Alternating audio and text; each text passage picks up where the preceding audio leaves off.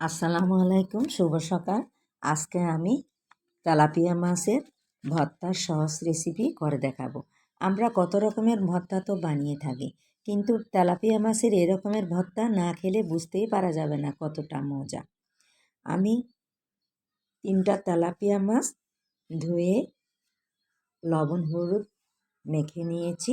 এবার আমি ফ্রাই প্যানে সামান্য সয়াবিন তেল দিয়ে 3টা মাছ একে একে দিয়ে উল্টে পাল্টিয়ে লাল লাল করে ভেজে নিলাম। এবার আমি ভেজে নিয়ে পেঁয়াজ কুচি, কাঁচামরিচ, রসুন কুচি, টমেটো কুচি, ধনিয়া পাতা কুচি সব কিছু করে নিয়েছি। এবার আমি নামিয়ে রাখা মাছগুলো কাঁটা থেকে আলাদা করে নিব। তেলাপিয়া মাছের কাঁটা সম্পূর্ণ বেছে আমি একটা আলাদা প্লেটে রেখে দিলাম। এবার আমার বাছা হয়ে গেছে। এখন আমি পরবর্তীতে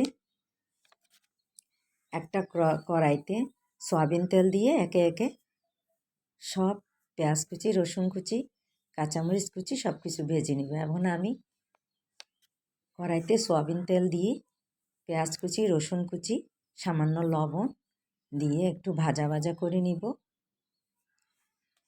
সয়াবিন তেলে এভাবে ভাজা ভাজা করলে ভর্তার টেস্ট আরও বেড়ে যায়। আমি এবার কাঁচামরিচ কুচিও দিয়ে দিলাম।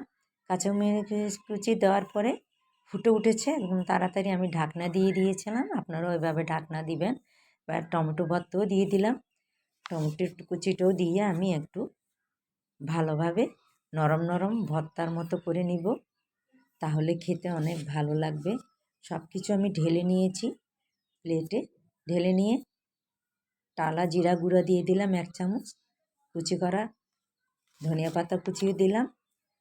1 টেবিল চামচ আমি সরিষার তেল দিয়ে এবার আমি ভালো করে মেখে নিয়ে আপনাদেরকে সার্ভ করে দেখালাম। আপনারাও এভাবে গরম ভাতের সাথে রাত দুপুরে খেতে পারবেন। আমি কোনো পাকা রাঁধুনি না, আমি আমার পরিবারের জন্য এভাবে ভর্তা করেছি, তাই আপনাদের কাছে শেয়ার করলাম। ভালো লাগলে আপনারা লাইক শেয়ার করবেন। আপনারা এবার বানানোর জন্য চেষ্টা করবেন। শীতকালের এ ধরনের মাছের ভর্তা অনেক মজা। পরবর্তী ভিডিওর আমন্ত্রণ জানিয়ে আমি এখানেই শেষ করছি। আল্লাহ হাফেজ।